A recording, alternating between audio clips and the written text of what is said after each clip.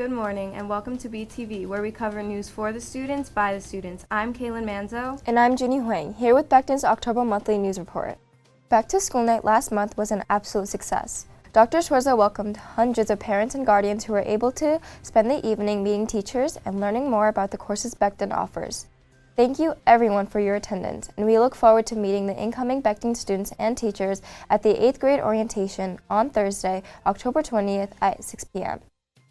This month, our Wildcats face a competitive team on Friday, October 7th at this year's homecoming game. Go Wildcats! It was a great win.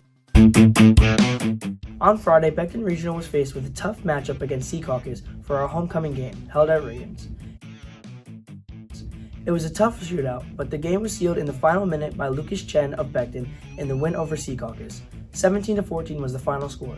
The homecoming king and queen were also introduced, as Leah Brown won queen and Michael Van Cleef won homecoming king. Becton's record now is 3-3, bumping us up in divisional rankings. Well, folks, that wraps up our coverage for Becton's 2022 homecoming game. I'm Sean Healy, and back to you in the studio. The celebration continued at the homecoming dance on Saturday, October 8th, which was hosted by the Student Council. The theme of the semi-formal dance was Masquerade. On October 8th, Becton Regional High School had its 2022 homecoming dance. The masquerade-themed dance was a huge success, and students and staff danced the night away. Everyone dressed up in their formal attire and, of course, a mask.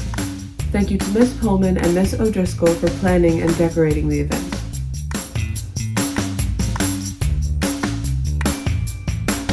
Well, if you missed the dance, there is still another opportunity to dress up, but a different way.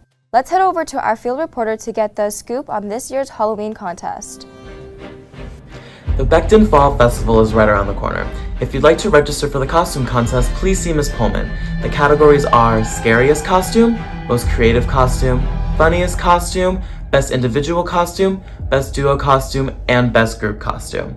If you'd like to register for activities such as pumpkin pie eating, scooter racing, and more, please see Ms. O'Driscoll and have a happy Halloween. Thanks, Peter, and we certainly look forward to seeing everyone's costume at this year's Halloween Fest pep rally. Hey, did you also know that October 26th is Pumpkin Day? Well, that makes sense. There's a lot of pumpkin carving in the month of October. Let's head over to our field reporter, Hayden Sanchez, to see how the Maywood community has decorated for this holiday season. You're to ride to the Great Pumpkin. What is Pumpkin Day? Well, it's exactly what it sounds like. It's the celebration of pumpkins. The real question is, how do you celebrate Pumpkin Day? Well, there's many ways we can, from carving pumpkins to making pumpkin-flavored things to, of course, decorating your house for Halloween. How do you carve a pumpkin? Well, you need a knife, a spoon, a bowl, and of course a pumpkin. Now that we know what you need, first you need to cut the top off, scoop the innards of the pumpkin out, then cut a face in it. And if you want to make it a jack-o'-lantern, just put a candle in it. Just make sure you're careful around sharp objects and fire.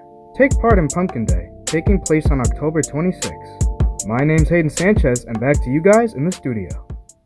Thanks, Hayden. Now it's time to highlight our teacher feature, Mr. Garrity and October Student of the Month, Tenzin Yiga. I'm Tenzin Yiga, and I'm so grateful to be October Student of the Month.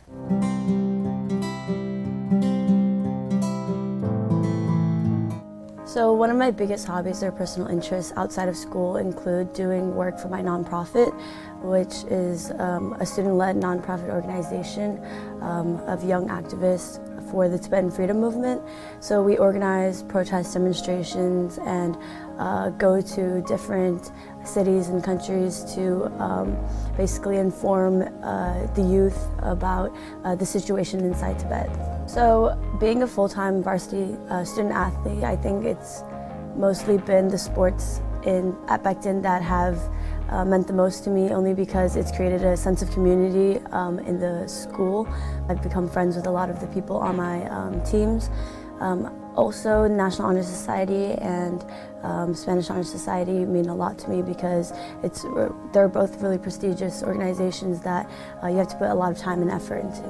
One of the most important Extracurricular activities to me have also been varsity debate, which I've done since freshman year with our team, and it's meant a lot to me because it's helped me improve my public speaking as well as conversational skills in general, and I've gotten a lot more comfortable speaking in front of larger audiences and doing sports and clubs, as well as taking a lot of AP and honors classes.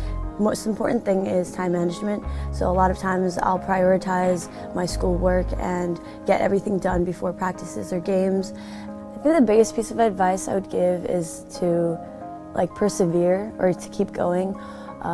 There's going to be a lot of failures and a lot of rejections, but all of that contributes to a larger meaning, and that meaning is to continue working hard and doing whatever it is you're doing, because there will be success at the end.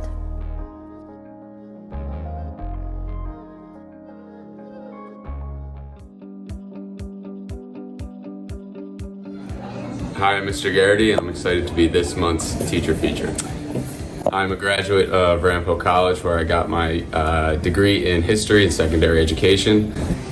I'm most excited to be at Becton overall, just because I've noticed kind of an elevated school spirit and community while I've been here.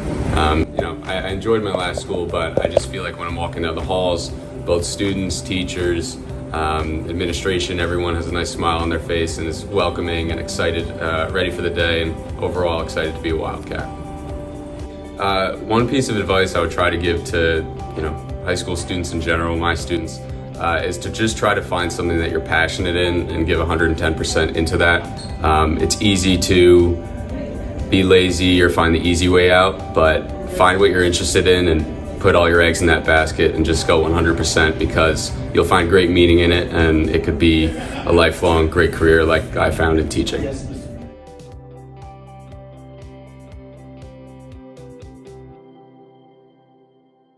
Welcome, Mr. Garrity, and congratulations, Tenzin Yiga. This month, the National Honor Society is helping to support breast cancer awareness by selling pink pins and bracelets. Be sure to help support with a purchase, since the proceeds will be donated to the Breast Cancer Research Foundation.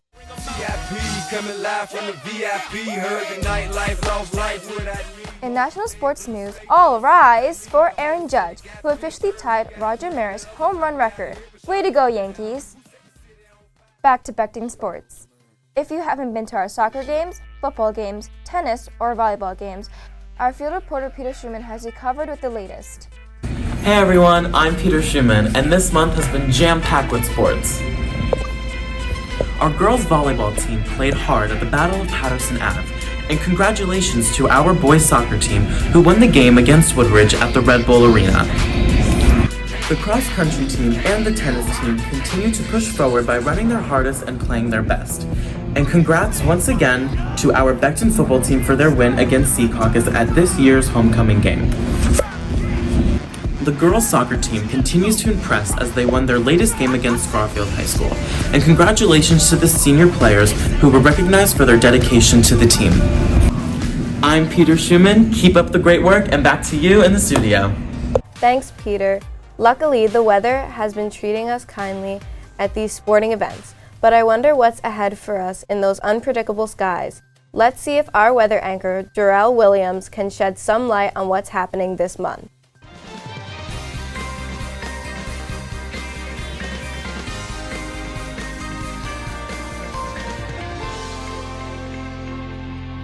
Thanks, Kaylin.